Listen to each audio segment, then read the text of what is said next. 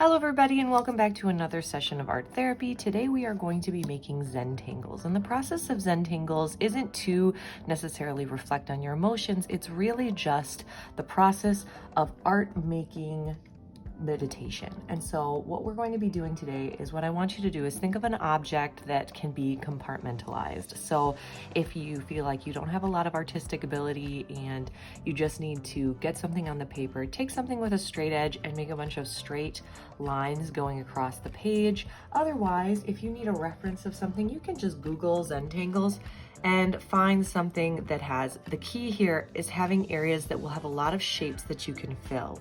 So finding something that you might be able to fill in the areas with different zentangles. Also having a reference will kind of help you with your zentangles as well, just having a bunch of examples of different mark making that you can do. Now, I personally am going to be creating a branch with leaves on it.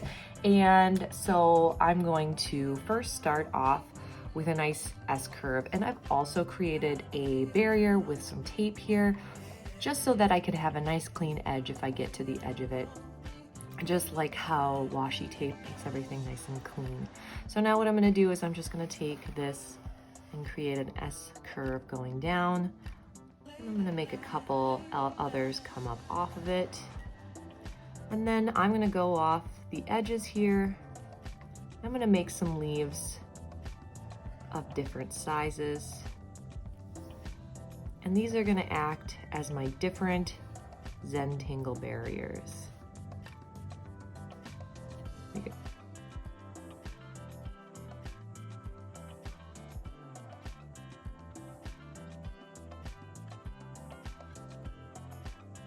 All right, once I have gotten my areas done, I'm using a different type of marker for this. So I'm gonna switch to a couple different markers in this, but you can really just use one if you want.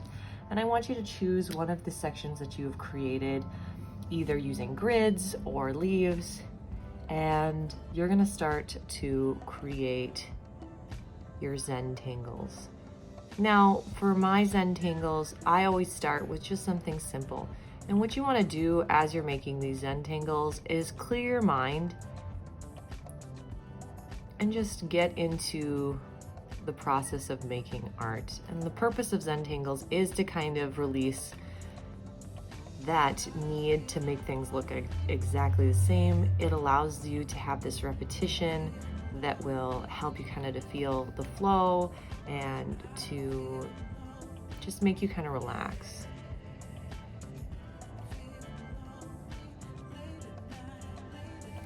Now, if you kind of run out of ideas, having a reference on the side here with different zentangles will kind of help you to kind of get focused again. And this assignment should take you, it can take you anywhere from 15 minutes to, it could take you an hour depending on how many details you put into this.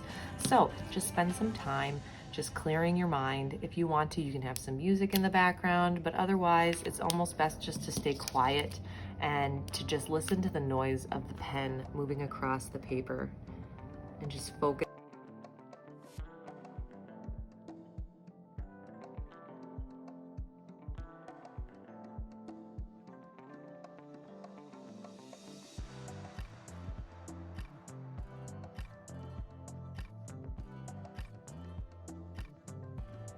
All right, after you're done, if you put washi tape on, you can remove that. Mine obviously didn't have too much of a purpose because I kept pretty close to the edge, but anytime I went close to it, I like how it kind of creates this nice little hard border over here.